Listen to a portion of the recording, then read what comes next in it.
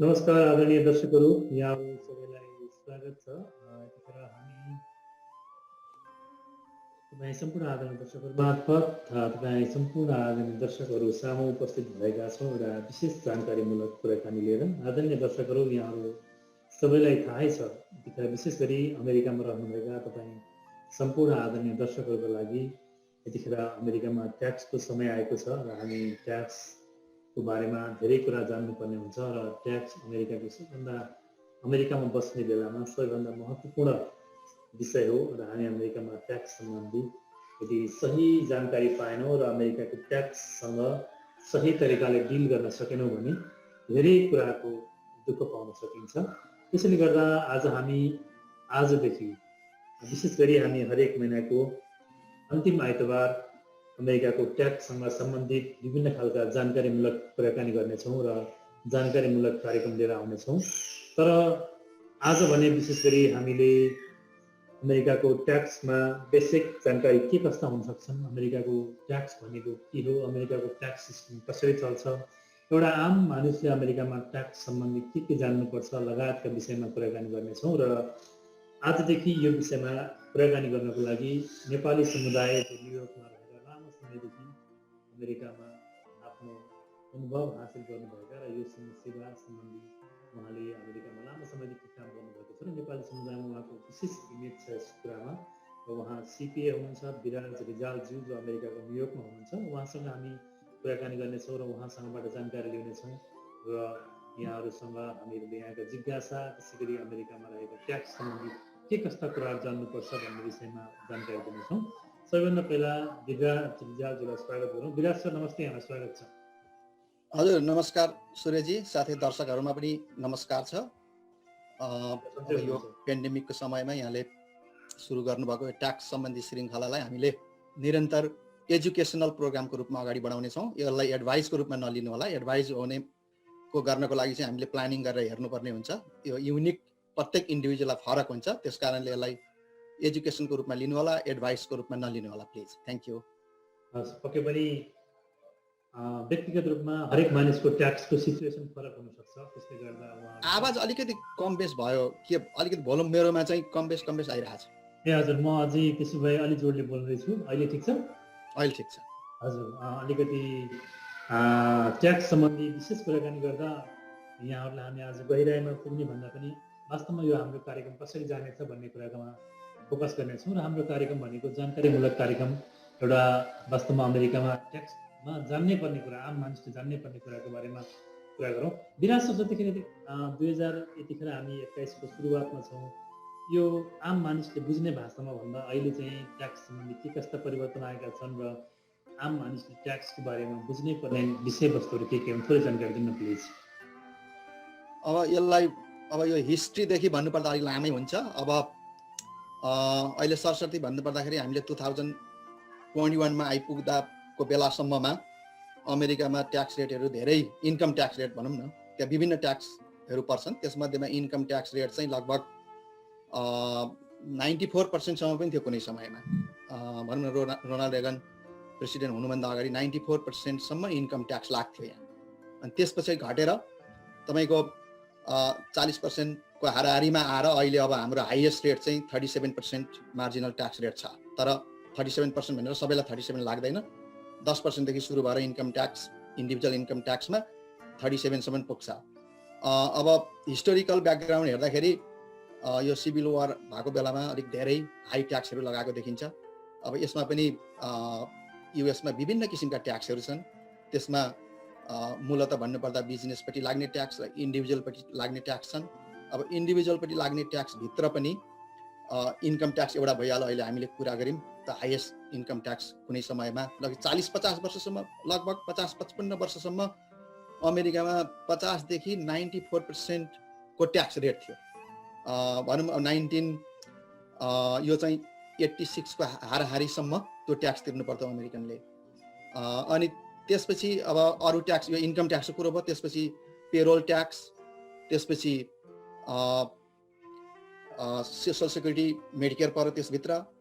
अनि त्यसै गरी गएर हाम्रो स्टेट ट्याक्सभित्र हाम्रो जुन वेल्थ हुन्छ, वेल्थ ट्रान्सफर गर्दा एक जेनेरेसनबाट अर्को जेनेरेसनमा कति ट्याक्स लाग्छ भन्ने कुरो त्यो एस्टेट सम्बन्धी प्लानिङमा पर्छ र त्यसलाई इनहेरिटेन्स ट्याक्स पनि भनिन्छ।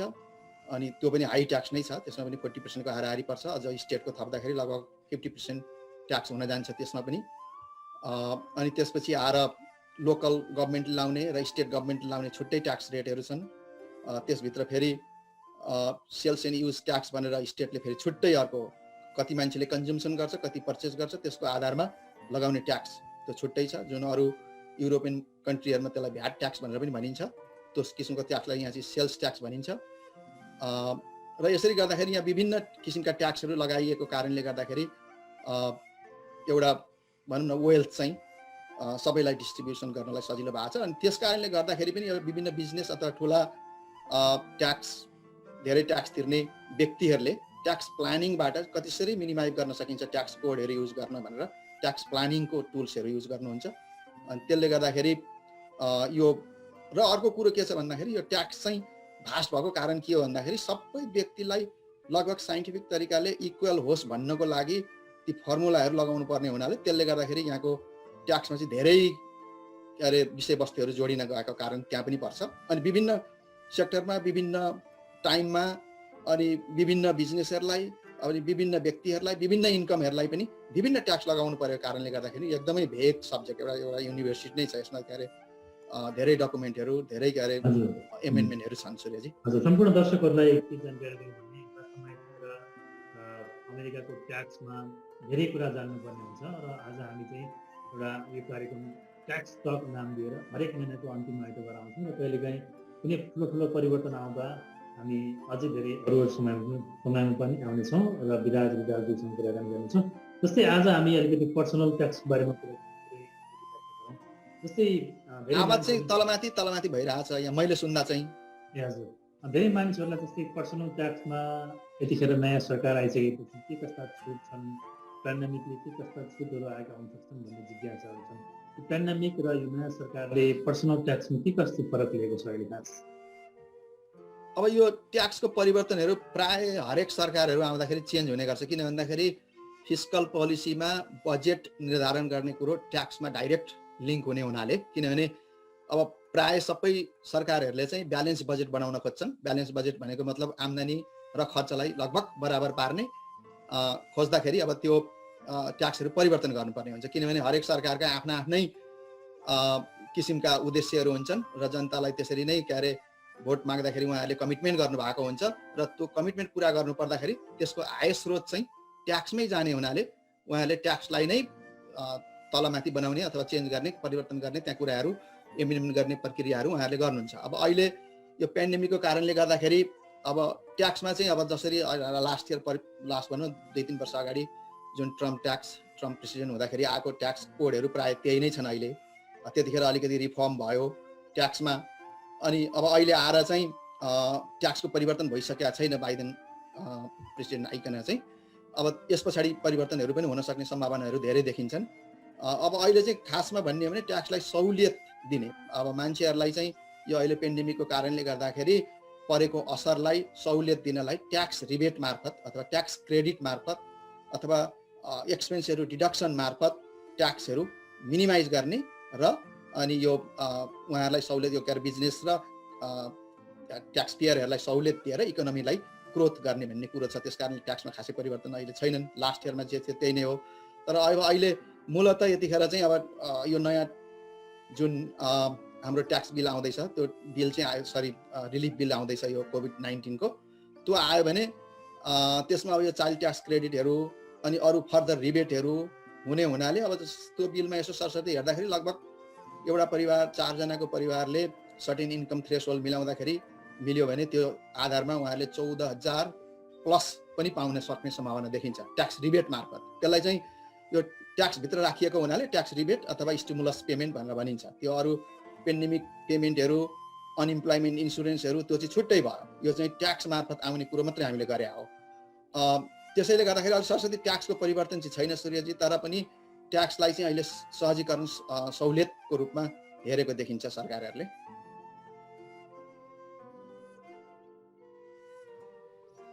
जस्तै अर्को कुरा, यो अहिले चाहिँ यो धेरै मानिसहरूले अनइम्प्लोइमेन्ट पनि लिनुभएको थियो गत वर्ष। अनइम्प्लोइमेन्ट लिएको अवस्थामा ट्याक्स फाइल गर्दा के कस्ता कुराहरू चाहिँ उहाँहरूले चाहिँ पे गर्नुपर्छ अथवा यो ट्याक्स रिटर्नमा के परिवर्तन आउँछ, थोरै यसको बारेमा पनि जानकारी दिनु न। यो अनइम्प्लोइमेन्ट चाहिँ अब पहिला हिस्टोरिकल उहाँहरूको अर्निङ भन्दा अब कतिपय परिवारले चाहिँ अथवा व्यक्तिले चाहिँ अनइम्प्लोइमेन्ट यो पेन्डेमिक फन्डबाट पेन्डेमिक अनइम्प्लोइमेन्ट प्लस स्टेटको अनइम्प्लोइमेन्ट इन्सुरेन्स गर्दाखेरि दुईटाबाट उहाँहरूले त्योभन्दा बढी पेमेन्ट पाउनु भएको छ। अनि यो त्यो इन्कम चाहिँ भनौँ न, त्यो जुन कम्पन्सेसन इन्कम हो अनइम्प्लोइमेन्टबाट पाएको, पेन्डेमिकको होस् अथवा स्टेटले दिएको होस्, हिस्टोरिकल रूपमा पाउने अनइम्प्लोइमेन्ट होस्, यो दुइटैमा चाहिँ ट्याक्स तिर्नुपर्ने हुन्छ। अब कतिपयले पहिल्यै अब विथ होल्डिङ अथोराइज गर्नु भएको हुन्छ, स्टेटले विथ होल्डिङ राखेर नेट एमाउन्ट पेमेन्ट गरिदिएको हुन्छ प्रत्येक हप्ता भनौँ। त्यो भयो भने अलिकति अहिले ट्याक्स फाइल गर्दाखेरि अलिकति सहजीकरण, अलिक सरल अलिक थोरै तिर्नुपर्ने हुनसक्छ। त्यो गरेका छैन भने अहिले उहाँहरूले अलिकति बढी पनि तिर्नु परेको हुनसक्छ। तर अब यसले चाहिँ असर चाहिँ धेरैतिर गरेको हुन्छ। अब एकातिर अनइम्प्लोइमेन्ट इन्सुरेन्सले इन्कम ट्याक्स बढाउने भयो, अनि त्यो पहिला परम्परागत रूपमा पाउने अर्न इन्कम ट्याक्स क्रेडिट अनि त्यो चाइल्ड ट्याक्स क्रेडिटलाई पनि असर पुर्याउने भयो। किन भन्दा एडजस्टेड ग्रस इन्कममा यो इन्क्लुड हुन्छ। इन्क्लुड भएपछि ती क्रेडिटहरू एडजस्टेड ग्रस इन्कमको आधारमा पाउने हुन्छ, त्यसलाई पनि घटाउन सक्ने सम्भावना भयो। अब अर्कोतिर यो अनइम्प्लोइमेन्ट इन्सुरेन्सलाई अर्न इन्कम भनेर मानिँदैन। त्यो क्रेडिटहरू जुन रिफन्डेबल क्रेडिट छन् त्यो पाउनको लागि चाहिँ अर्न इन्कमै हुनुपर्छ। अर्न इन्कम भनेको आफूले गरेको रोजगार, बिजनेस अथवा W2मा काम गरेको इन्कम, त्यस्तो इन्कमबाट मात्रै त्यो अर्न इन्कम क्रेडिटहरू, त्यस्ता क्रेडिटहरू पाइन्छन्। त्यस कारणले यसले एजिआईले यो इन्कमले एजिआई भनेको एडजस्टेड ग्रस इन्कम चाहिँ बढाउने भयो। त्यस्ता खालका क्रेडिटहरूलाई घटाउन सक्ने सम्भावना चाहिँ बढ्यो।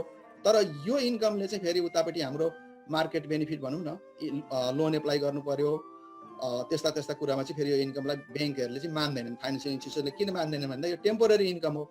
अब ब्याङ्कहरूले लोन दिनु पर्दा त्यस्तो कुरामा चाहिँ उनीहरूले के हेर्छन् भन्दाखेरि पर्मानेन्ट इन्कम खोज्छन्। त्यस कारणले गर्दा यो अनइम्प्लोइमेन्ट इन्सुरेन्स आयो, पैसा पाइयो, त्यहाँ छ, तर ट्याक्सलाई चाहिँ अलिकति यसले अलिकति ट्याक्स घटाउने अथवा रिफन्डहरू घटाउने काम, ट्याक्स बढाउने अथवा रिफन्डहरू घटाउने काम गर्छ यसले चाहिँ। जस्तै यतिखेर अर्को धेरै मानिसहरूको जिज्ञासा के छ भने यो गत साल अहिले जुन धेरै मानिसहरूले अनइम्प्लोइमेन्ट लिएको अवस्था सँगसँगै अर्को पनि के छ भने धेरै मानिसहरू कतिपयले काम पनि नगरेको अवस्थामा हुनुहुन्छ र आम मानिसको बुझाइ के छ भने यदि काम गरिएन भने ट्याक्स फाइल नगर्दा पनि हुन्छ भन्ने यस्ता बुझाइ पनि छन्। यो सामान्य मान्छेले बुझ्ने भाषामा आज हामी कुराकानी गरिरहेका छौँ अमेरिकाको ट्याक्सको बारेमा। जस्तै यदि कतिपय मानिसहरूले गत साल काम नै गर्नु भएन तर अनइम्प्लोइमेन्ट मात्र लिनुभएको थियो भने पनि उहाँहरूले ट्याक्स चाहिँ अनिवार्य फाइल गर्नु पर्यो होइन? त्यो त अवश्य पर्यो। अनइम्प्लोइमेन्ट इन्सुरेन्स भनेको नि कम्पन्सेसनै मानिन्छ। त्यस कारणले गर्दाखेरि उहाँहरूले 1099G भन्ने फर्मै पाउनुहुन्छ। त्यो इन्कम स्टेटमेन्ट हो। त्यो स्टेटमेन्टको आधारमा उहाँहरूले ट्याक्स अनिवार्य फाइल गर्नै पर्छ। तर अब पहिला तिरेको ट्याक्स कसैलाई अब फिर्ता पनि हुन सक्ला, किनभने त्यो ट्याक्समा के छ भन्नुहुन्छ भने स्ट्यान्डर्ड डिडक्सनहरू दिएको छ, त्यहाँ घटाउन पाउने जुन एक्सक्लुजनहरू छन् त्यो हाल्दाखेरि उहाँहरूले चाहिँ अब रिफन्ड त्यो पहिला तिर्नु भएको थियो भने पनि रिफन्ड पाउने अवस्था पनि हुन चाहिँ सक्छ। तर फाइल चाहिँ गर्नुपर्छ उहाँहरूले। रिफन्ड लिनलाई पनि फाइल गर्नु पर्यो, अब एक्स्ट्रा छ भने तिर्नको लागि पनि उहाँहरूले फाइल गर्नुपर्छ त्यो चाहिँ। अनि अर्को चाहिँ अब अहिले जोडिहालौँ यहाँनिर। अब अहिले नयाँ अब जो कङ्ग्रेसबाट त पास भइसकेको छ, अब सेनेटमा गएको छ। अब त्यो पास भएर आयो भने पनि यो 2020 को ट्याक्स चाहिँ फाइल गर्नु अनिवार्य छ। किन भन्दाखेरि जुन अघि भनियो त्यो बेनिफिटहरू, त्यो जुन चाइल्ड ट्याक्सबाट आउने र स्टिमुलस चेकको रिफन्ड रिबेट आउने कुरो चाहिँ 2019 अथवा 2020 को ट्याक्सलाई हेरिन्छ। अब 2020 को ट्याक्स फाइल गरेका छैन भने 2019 को ट्याक्सलाई हेरिन्छ। होइन 2019 को फाइलै गर्नु पर्दैन थियो अथवा त्यतिखेर यहाँ कसैले फाइल गर्नुपर्ने अवस्था थिएन भने पनि 2020 को ट्याक्स चाहिँ तुरन्त फाइल गर्नुभयो भने अब यो पास भइसकेपछि जब ल बन्छ, ल बनेपछि आउने रकमहरू चाहिँ अनि उहाँहरूको त्यो खाताहरूमा आउँछ र फाइल गर्दाखेरि आफ्नो ब्याङ्क एकाउन्टमा ब्याङ्क एकाउन्ट राखेर फाइल गर्नु होला ट्याक्स फाइल गर्दाखेरि। त्यो भयो भने छिटो छरितो हाम्रो त्यो स्टिमुलस चेक आउन सक्छ। जस्तै एउटा अर्को जिज्ञासा अहिले चाहिँ के छ भने कतिपय मानिसहरूले गत सालको ट्याक्स अहिले फाइल गर्ने बेलामा यो चाइल्ड क्रेडिटहरू अहिले चाहिँ जुन यो संसदको बिलमा चर्चामा छ, कति बच्चा हुने के पाउने भन्ने कुरा, त्यो चाहिँ कि गत सालको ट्याक्समा नै लागु हुन्छ, अहिले ट्याक्स फाइल नगरेर केही समय वेट गरेर फाइदा हुने हो कि के हो? अब यस्तो छ, यसमा चाहिँ अलिकति अलि हाई ट्याक्स ब्राकेटमा पर्ने महानुभावहरूले भनौँ न 1,50,000 को थ्रेसहोल्ड छ अहिले जोइन्टलाई भने सिङ्गललाई 75,000 को थ्रेसहोल्ड छ। अब 2020 को इन्कम चाहिँ अब अहिले 150 को थ्रेसहोल्ड हुँदाखेरि अब कसैको 200-250,000 हुन सक्ने सम्भावना छ 2020 मा भने। अब 2019 को ट्याक्सलाई पनि हेरेर दिने भनेको छ। अब त्यो एमिन गरेर पछि फाइल गर्नु पनि सक्नुभयो अनि 2019 को ट्याक्स हेरेर आइआरएसले के अरे त्यो युएस ट्रेजरीले रिबेट पठायो भने अनि पछि उहाँहरूले 2020 को ट्याक्स फाइल गरे भयो। होइन अब 2019 को भन्दा 2020 मा चाहिँ इन्कम घटेको छ भने 2020 को ट्याक्स फाइल गर्नुभयो भने अब 2020 कै ट्याक्स हेरेर चाहिँ युएस ट्रेजरीले पैसा दिने भयो। अब यहाँनिर चाहिँ भर्सक 2020 कै ट्याक्स हेरिने अथवा 2020 को ट्याक्स छैन भने 2019 को लागि हेरेर दिने भनेको छ। पहिलो बिलमा चाहिँ पहिलो हाम्रो लमा चाहिँ अघिल्लो रिलिफ यो कोभिड रिलिफमा चाहिँ रिबेट पाएपछि इन्कमको थ्रेसहोल्ड पछि 2020 मा बढो भने पनि ट्याक्स त्यो जुन रिबेट पाएको रकम छ त्यो फिर्ता नगर्नु पर्यो भन्ने लेखिएको थियो। अब अहिले नयाँ आउँदाखेरि अब यो परिमार्जित हुँदैछ अझै पनि अब के भनेर आउँछ अब त्यो भन्दाखेरि चाहिँ 2021 को ट्याक्स हेरेर अनि 2021 को ट्याक्समा चाहिँ एक्स्ट्रा भयो भने फिर्ता पाउनु पर्ने भन्ने पनि आउन सक्छ। तर जहाँसम्म लाग्छ त्यो आउँदैन, लिइसकेपछि चाहिँ फिर्ता नगर्नु पर्ने नै भन्ने आउला, किनभने पहिला पनि त्यस्तै थियो। सूर्यजी यसको बारेमा केही क्लियर पार्नुपर्छ फर्दर? हजुर दियोस्, आम दर्शकहरूको मनमा रहनेका प्राय प्रश्नहरू मैले समेट्ने प्रयास गर्दैछु। जस्तै अर्को प्रश्न, कतिपय कुरा त बिल अहिले छलफलमै रहेको हुँदा बिल थप पारित भइसके पश्चात पनि यसको बारेमा हामी फेरि कुराकानी गर्नेछौँ, पक्कै पनि विकास छ होइन त?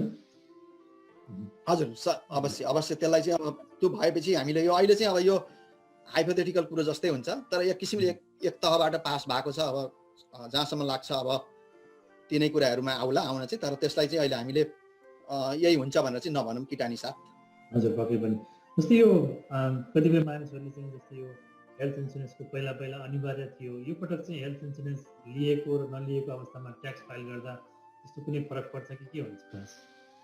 अब हेल्थ इन्सुरेन्सको यस्तो छ, अब हेल्थ इन्सुरेन्सको अहिले स्टेट वाइड हुन्छ यी, अब प्रत्येक स्टेटले आफ्नो आफ्नो नियम बनाएको हुन्छ।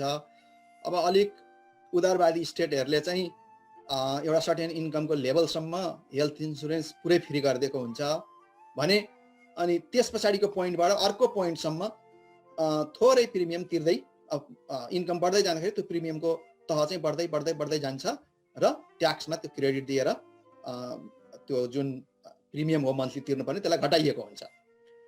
अब अहिले पनि त्यो पेन्डेमिकको अवधिमा पनि त्यही छ र अब पहिलाको बिलले चाहिँ प्रिमियम घटाउने भनेर एड्रेस गरेको थिएन। अब अहिलेको नयाँको बिल अहिले जुन छ, पहिलाको चाहिँ लय भइगयो। अब अहिलेको चाहिँ बिलमा जुन लेखिएको छ त्यसमा चाहिँ प्रिमियम पनि सर्टेन थ्रेसहोल्डलाई घटाइने भनेर भनेको छ। अब भनौँ न कतिपय इन्कम लेभल पहिलाको स्तरमा चाहिँ अहिले के अरे 1000 मन्थली प्रिमियम तिर्ने व्यक्तिले 500 क्रेडिट पाएर 500 मात्रै तिर्नु परिरहेको थियो भने अब सायद यो बिलले चाहिँ त्यो 500लाई सहुलियत गरेर 200-300 मा ल्याउने अब यस्तै किसिमको धारणा देखिन्छ त्यसभित्र भनौँ न त्यो अहिलेको बिलमा चाहिँ। त्यसले गर्दाखेरि इन्सुरेन्स चाहिँ मेन्डेटोरी नै छ, तर मेन्डेटोरी भए पनि पेनाल्टी तिर्नुपर्ने चाहिँ हट्यो। कहिले हट्यो भन्दाखेरि प्रेसिडेन्ट ट्रम्पले चाहिँ यसलाई चाहिँ के अरे त्यो मेन्डेटोरी कसैले इन्सुरेन्स ल्याएको छैन भने त्यो मेन्डेटोरी त्यो पेनाल्टी फाइन तिर्नुपर्ने चाहिँ उहाँहरूले त्यहाँबाट हटाइदिनु भयो। त्यो हटाएपछि अहिले इन्सुरेन्स नभए पनि त्यो पेनाल्टी तिर्नु पर्दैन। तर एउटा के छ भन्नुहुन्छ भने आफूले मार्केट प्लेस भन्छ अहिले इन्सुरेन्स किन्ने ठाउँलाई, जो ओबामा केयर पनि भनिन्छ, त्यो चाहिँ स्टेटले आफ्नो वेबसाइट मार्फत हेल्थ भनौँ न हेल्थ एन्ड एडमिनिस्ट्रेसनको वेबसाइट मार्फत उहाँहरूले त्यहाँ विभिन्न कम्पनीहरूका प्रिमियमहरू इन्सुरेन्सका प्रिमियमहरू लिस्टिङ गरेको हुन्छ। त्यसमध्येमा एउटा छानेर हामीले किन्ने हो। त्यो किनेको र आफूले पैसा तिरेको छ भने चाहिँ त्यो बेलामा 1095A भन्ने फर्म आउँछ। आफूले पैसा तिरेको अवस्थामा चाहिँ त्यो फर्म चाहिँ अहिले ट्याक्स फाइल गर्दाखेरि हामीले त्यतिखेर बढी तिर्यौँ अथवा कम तिर्यौँ भने त्यसलाई एडजस्टमेन्ट गर्ने समय चाहिँ अहिले हो 1095A। अरू 1095B र 1095C भन्ने फर्मको चाहिँ ट्याक्स रिटर्नमा इन्क्लुड गर्नु पर्दैन, किन भन्दाखेरि पेनाल्टी हटाइदिएको भएर त्यो फर्महरू नराख्दा पनि केही फरक परेन। तर 1095A चाहिँ ट्याक्स क्रेडिटसँग रिलेटेड भएको भएर त्यो फर्म चाहिँ इन्क्लुड गर्न छुटाउनु हुँदैन। छुट्यो भने पनि आइआरएसले फेरि तुरुन्त चिठी पठाएर त्यो फेरि रिफाइल गर्नुपर्ने अवस्था आउँछ। जस्तै अर्को आम मानिसहरूमा यतिखेर अर्को पनि के पनि जिज्ञासा छ भने ट्याक्स सम्बन्धी, जस्तै कतिपय मानिसहरू चाहिँ वर्षभरि नै क्यासमा काम गर्ने पनि हुनुहुन्छ, कतिपय 1099 काम गर्ने हुन्छ, उहाँहरूलाई चाहिँ ट्याक्स फाइल गर्नको लागि अनिवार्य हुन्छ अथवा आम मानिसले ट्याक्स फाइल गर्दा र नफाइल गर्दा के कस्तो बेनिफिट हुन सक्छ, थोरै त्यसको बारेमा चर्चा गरौँ न। अब ट्याक्स फाइल गर्दा बेनिफिट धेरै छन्। अब त्यसमा डिसएडभान्टेज भनेको चाहिँ पैसा जान सक्छ पकेटबाट, तर बेनिफिट हेर्ने हो भने चाहिँ अब धेरै छन्। त बेनिफिट मध्येमा अब भनौँ न हामीलाई कुनै पनि यो इन्सुरेन्सकै कुरामा आयो, त्यसमा पनि इन्कमको थ्रेसहोल्ड हेरिने भयो, त्यसको लागि पनि ट्याक्स डकुमेन्ट चाहिएको हुन्छ। मार्केटमा गएर लोन लिनु पर्यो, स्टुडेन्ट लोन लिनु पर्यो, कार लोन लिनु पर्यो, घर किन्नु पर्यो आदि इत्यादिमा पनि ट्याक्सकै डकुमेन्ट चाहिन्छ। कहीँ जबमै जाँदाखेरि पनि सर्टेन जबहरूमा ट्याक्सको डकुमेन्टहरू हेरिन्छ, ट्याक्सको हिस्ट्रीहरू हेरिन्छ र ट्याक्स डकुमेन्टमा हामीले सही कुराहरू इन्क्लुड गऱ्यौँ भने त्यो जसले चाहिँ हाम्रो ट्याक्स मागेर उसले एनालिसिस गर्ने हो, उहाँहरूले हेरेर यो चाहिँ सही तरिकाले फाइल गरेको छ कि छैन भन्ने कुरो पनि त्यहाँबाट देखिन्छ। कतिपय अब भनौँ न त्यहाँ विभिन्न लाइन आइटमहरू छन्, एउटा लाइन आइटमको अर्को लाइनसँग अथवा एउटा फर्मको अर्को फर्मसँग समहाउ कोरिलेसन भएको हुन्छ। ती कोरिलेसनहरू ट्याक्स एनालिस्टले भनौँ न ट्याक्सको विज्ञहरूले चाहिँ त्यो हेरेपछि यो ट्याक्स रिटर्न कस्तो हो के हो भन्ने कुराहरू त्यहाँबाट एनालिसिसहरू गर्न सक्छन्। अनि त्यो कारणले गर्दाखेरि उहाँहरूले चाहिँ यो मान्छेको हिस्ट्री के छ कसो छ भन्ने कुरो पनि त्यहाँबाट छर्लङ्ग हुन्छ। अब त्यस कारणले गर्दा ट्याक्स फाइल गर्नु अर्को महत्त्वपूर्ण के पनि छ भन्नुहुन्छ भने यो सोसल सेक्युरिटी सिस्टम छ यहाँ, जुन रिटायरमेन्ट हुँदाखेरि पाउन सक्ने चाहिँ सोसल सेक्युरिटी एमाउन्ट अथवा तपाईँको मेडिकेयर एमाउन्ट, जो मेडिकेयर चाहिँ हेल्थ बेनिफिटको लागि हो, अब भनौँ रिटायरमेन्ट भइसकेपछि।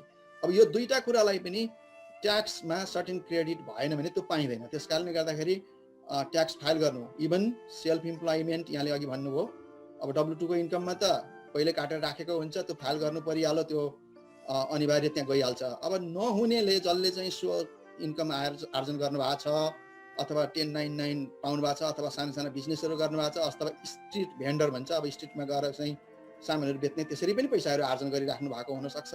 ती सबैलाई जम्मा गरेर उहाँहरूले यो वर्षको अन्तिममा ट्याक्स फाइल गर्नु एकदम राम्रो पनि छ र जरुरी पनि हो, अनिवार्य पनि हो। Income whatever source income that is taxable भनेर त्यो लमा लेखिएको पनि छ।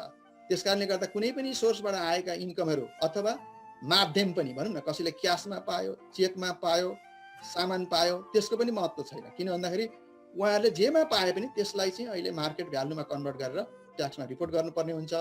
तर त्यसको एउटा महत्त्वपूर्ण पार्ट चाहिँ के हो भन्दाखेरि डकुमेन्टेसन राख्ने, सही डकुमेन्टेसन राखेर फाइल गर्नुपर्छ। किन त्यो आवश्यक छ भन्दाखेरि भोलि हामीले चाहिँ 5000 को इन्कमको ट्याक्स भनेर पठाउँला अरे, अब उहाँहरूको लाइफस्टाइल चाहिँ भनौँ न गाडी पनि छ, नेपाल पैसा पठाएको पनि देखिन्छ अथवा आफ्नो फ्यामिलीहरूलाई पैसा पठाएको पनि देखिन्छ, अनि के अरे घर किनेको छ अथवा रेन्ट किनेको छ, रेन्ट लिएको छ, रेन्ट पनि हाई तिरेको छ।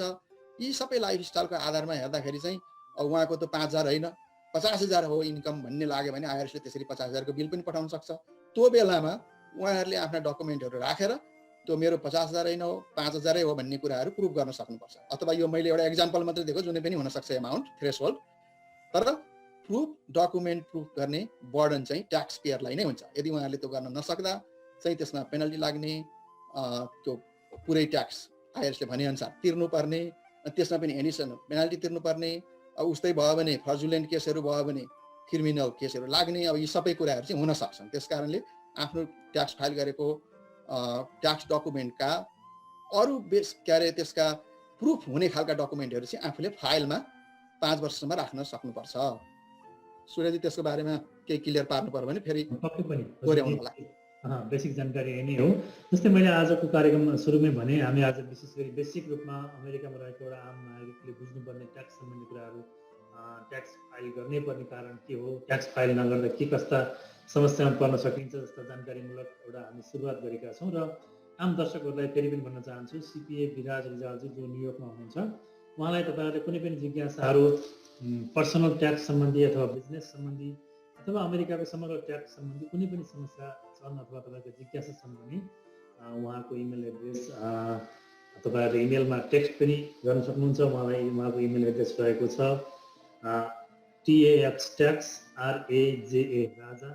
taxraja@gmail.com मा।